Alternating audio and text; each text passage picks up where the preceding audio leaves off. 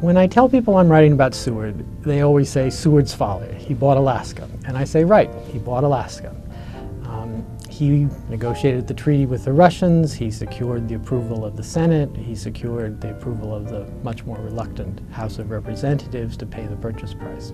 Perhaps his greatest contribution is laying the foundation of the American empire.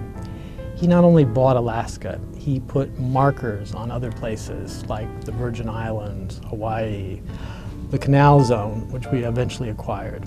He had a vision of an international commercial empire with distant ports. He encouraged immigration, he fostered better communication systems, the telegraph. If he were alive today, he wouldn't be surprised that New York is the financial capital of the world, or that the World Bank and Inter-American Development Bank are headquartered in DC. He wouldn't be surprised. He would be pleased.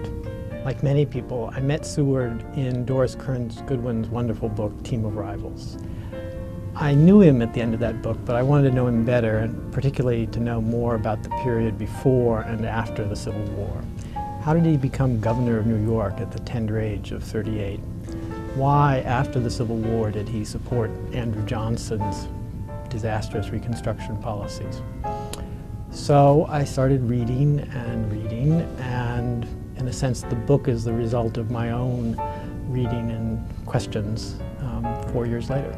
I know from my conversations with people that hundreds, thousands of people have read and enjoyed Goodwin's book, Team of Rivals. And they know something about Seward from this book. And they will enjoy this book because they're going to learn a lot more about Seward, about his early life, about his family, about his politics, about his peculiarities, his love of cigars and brandy. Even people who don't know much about Seward already, if they're interested in the Civil War and the period just before and just after the Civil War, will be interested in this book because he's a central figure in that time frame. In the election of 1860, the secession winter, the Gettysburg Address, the assassination on the night Lincoln is assassinated. An assassin attempts to kill Seward and severely injures both him and his son. And then after the war, Reconstruction and the purchase of Alaska.